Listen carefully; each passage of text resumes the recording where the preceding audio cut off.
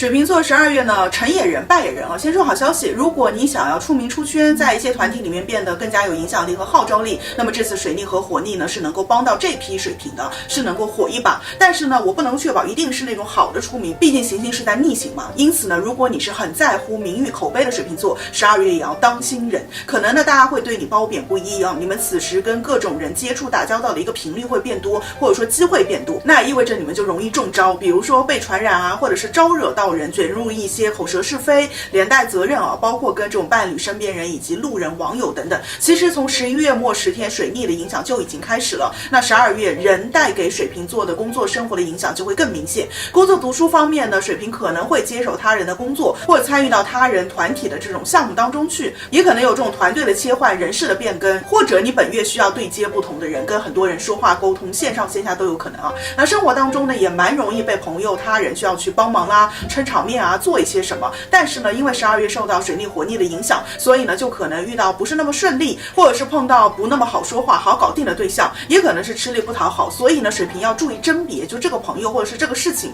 它靠不靠谱，它带给自己的影响到底是正面还是负面的，自己会不会被连累。因为水瓶可能你以为你自己被叫去参与这个项目是很荣幸的，但是其实是水瓶你撑起了这个项目，你给这个项目增光添网，带去了亮点、创意、话题，甚至是流量。所以呢，水瓶你才是核心，你很重要，你不去可能他们都有搞不成、搞不好的。所以呢，不要把这个关系啊给它给搞反了。可以说水瓶12月面对的不是职场或者是生活，而是江湖。江湖的规矩和江湖的险恶，你们都需要铭记。工作读书来说呢，这个时候其实蛮适合自学、自己研究钻研，也适合创业啊。一个人就能够代表一个团队的一个感觉。如果读书这个时候找人辅导，包括找教练，可能教自己运动啊，以及跟人合作啊，就指望他人和团队带给自己一些好处，这个时候可能会失望，或者是效果比较一般。也可能你容易遇到那种比较凶的老师啊，有点颐指气使的，其实这个人可能并不适合自己。那12月呢，水瓶在工作当中不要太懂人情世故，不要太看重现实的这种利益回报，只需要更多的去关心就是自己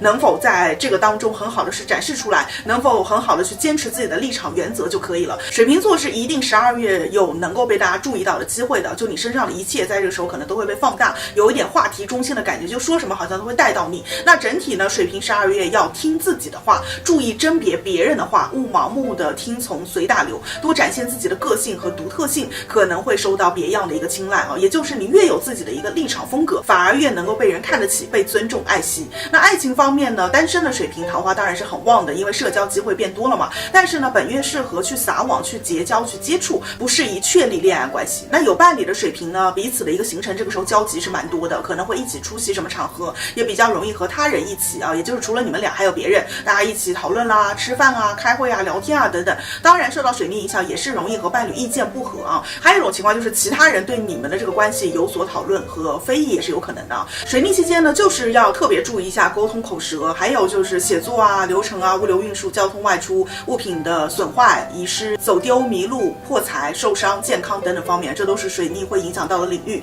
那财运方面呢，水瓶也是容易在身边人的影响下，可能多一些花销，或者不是你花，是你的伴侣啊、你的朋友啊、周围人他花了不少，然后连带到你了。那美容调整呢，其实水瓶算是仅一个12月能够去做一些调整的星座，只是说可能有一点点被引导着，甚至忽悠着去做，效果应该来说还是可以的啊，就是可能会有一些额外的付出，比如说你要连续买很多次去做这个调整的这样的一些东西啊，那这个方面注意一点。那祝所有的水瓶座12月做自己，有个性，受青睐，出好名。好运射手座这次水逆不错啊，这个不错不是说射手遇到的都会是一些好的事情，相反你们可能遇到变化挺多的，但是这个不错指的是射手能够通过这次水逆去对自我有一个反思，哪怕遇到不好的事，也其实是塞翁失马焉知非福，对未来其实是有一种警醒或者是提醒的。比如射手可能会因为一些原因开始对自己的身体、体重、外形，对自己的未来的一些走向和定位，对自己整个的人生开始有从前不一样的一些看法和态度，你可能会想要变样，想要换一种更新鲜的、更不同的一种活法，有新的追求和兴趣。那如果有很长时间没有见到你的朋友，此时看到射手座，肯定也会感觉你们谈论的东西、关心的领域、看人待物的一些视角跟以前的你有很大的不同。你们2025年从此刻起是正式启动了，所以很多的射手也容易在11月末10天到12月有工作、感情、生活、课业等等方面比较大的一些变化，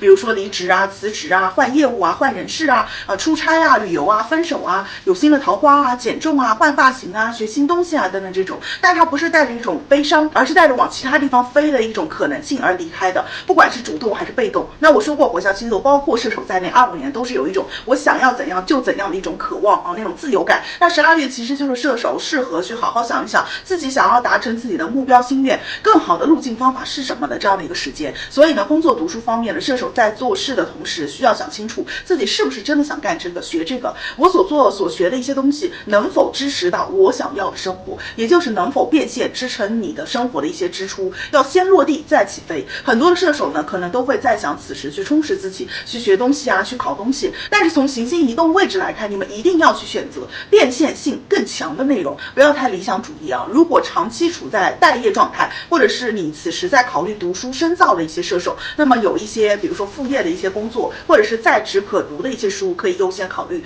爱情和人际方面呢，射手12月这种同学运、朋友运、兄弟姐妹运、同僚运是很旺的啊。邻近的人是射手的一些贵人，或者说能够给你们带来好处和温暖的人，也有机会结识到新的朋友，探索到新的圈子、新的人脉啊，也有异地、异国桃花和恋情的迹象。部分的射手可能会对应到这个。那有伴侣的射手呢，虽然水逆，但是彼此好的地方是话能够说开，哪怕是吵架，也是在吵很有意义的架啊，就是大家都长嘴了，这个时间不会说吵了半天没有表达自己真正想要的是什么。所以呢，其实有效沟通的频率反而是变高了。那需要注意的是呢，射手此时气势容易过旺啊，发火的时候可能另一半啊，或者说家人啊，都有点吓着了，或者是你给人的感觉是比较独断专行的、霸道任性的，稍微控制一下这一点就可以了。当然啊，水逆期间所有人都需要去注意的沟通口舌啊、写作啊，还有一些物流运输啊、交通外出啊、物品的损坏、遗失、走丢、迷路、破财、受伤、健康等等方面，射手也是要留心的啊，这都是水逆会影响到的领域。美容调整呢，水逆期间是不适合的，过了再说。那祝所有的射手座12月改头换尾，耳目一新，渴望生活跃然纸上，好运啊！我是爱大范老师，用心理心学更好的引导我们的生活，下期见，拜拜。